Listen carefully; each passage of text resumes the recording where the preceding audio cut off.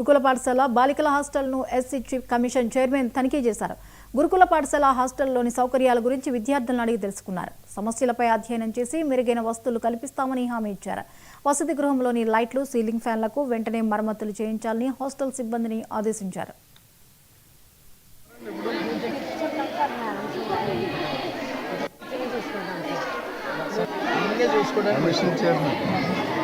Residential school అదేవిధంగా welfare hostel కూడా జగ్గంపేట కాన్స్టిట్యున్సీలో విజిట్ చేయడం జరిగింది.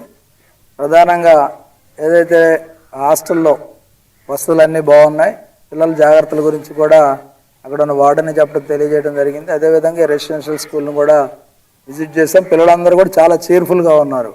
దాంతోపాటు ఫుడ్ అంతా కూడా బాగుంది.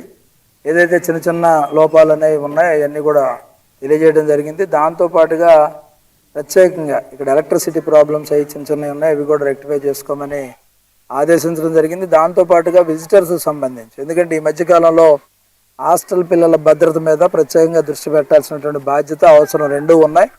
దానికి సంబంధించి పేరెంట్స్ యొక్క ఫోటోలు, అదేవిధంగా ఎవరైతే రిలేటివ్స్ ఉన్నారో వాళ్ళ ఫోటోలను పెట్టుకొని విజిటర్స్ ఒక బుక్ తయారు చేసి ఆ బుక్లో వాళ్ళ పాప ఫోటో ఉంటుంది, అదేవిధంగా విజిటర్స్ ఫోటో కూడా పెడతాం. 4 ఉంటాయా 3 ఉంటాయా వాళ్ళ కన్వీనియంట్ బట్టి, ఎందుకంటే తల్లిదండ్రులు పనికి వెళ్ళినప్పుడు అన్ననో అక్కనో ఎవరో ఒకరిని పంపుతారు.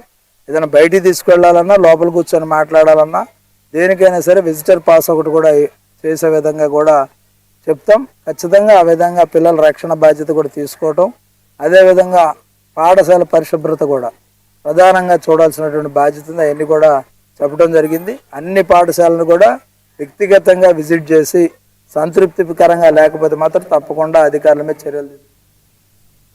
కర్నూలు జిల్లాలో జరిగిన బస్సు ప్రమాదంలో వింజమూరు మండలం గోళవారిపల్లె